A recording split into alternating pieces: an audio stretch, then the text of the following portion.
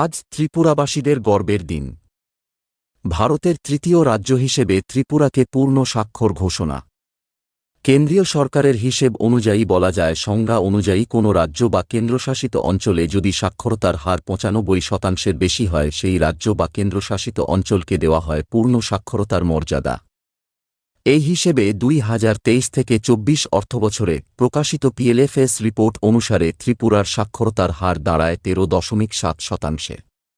এরপর উল্লাস অভিযানের সাম্প্রতিক সাফল্যের ফলে সেই হার বৃদ্ধি পেয়ে পৌঁছে ৯৫.৬%। এই হিসেবে কেন্দ্রীয় সরকারের সংজ্ঞা অনুযায়ী ত্রিপুরা পূর্ণ স্বাক্ষরের মর্যাদায়।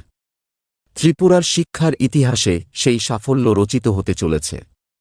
মুখ্যমন্ত্রী মানিক সাহা তার আনুষ্ঠানিক ঘোষণা করবেন। জানা গেছে, মিজোরাম এবং গোয়ার পর দেশের তৃতীয় রাজ্য হিসাবে ত্রিপুরা এই গৌরবের অংশীদারী হতে চলেছে।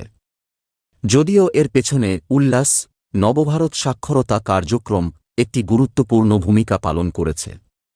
জাতীয় শিক্ষানীতি ২০২০ এর আলোকে এই কর্মসূচি ২০২২ সালে রাজ্যে সূচিত হয়।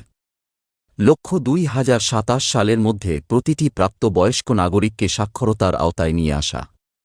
ত্রিপুরা অবশ্য এই ক্ষেত্রে এগিয়ে। বিদ্যালয় শিক্ষা দপ্তরের উদ্যোগে রাজ্য সাক্ষরতা মিশন এসসিআরটি, অবসরপ্রাপ্ত শিক্ষক, স্কুল ও কলেজের ছাত্রছাত্রী এবং নানা স্তরের প্রশিক্ষিত কর্মীবৃন্দ এই লক্ষ্য পূরণে একযোগে ময়দানে নেমেছিল। শুধু তাই নয়, গঠন করা হয়েছিল রাজ্য, জেলা ও ব্লক স্তরের কমিটি। বাংলা, ইংরেজি ও ককবরক ভাষায় শিক্ষার উপযোগী পাঠ্য সামগ্রী তৈরি হয়েছে। ২০২৮ জন স্বেচ্ছাসেবক শিক্ষক, ১৪৩টি সামাজিক সংস্থা এবং ছাত্রছাত্রীদের সমন্বয়ে গঠিত ইয়ুথ লিটারেসি কর্পস এর অক্লান্ত প্রচেষ্টায় পৌঁছানো হয় প্রত্যন্ত অঞ্চলেও। যে কারণে রাজ্যের এই সাফল্য।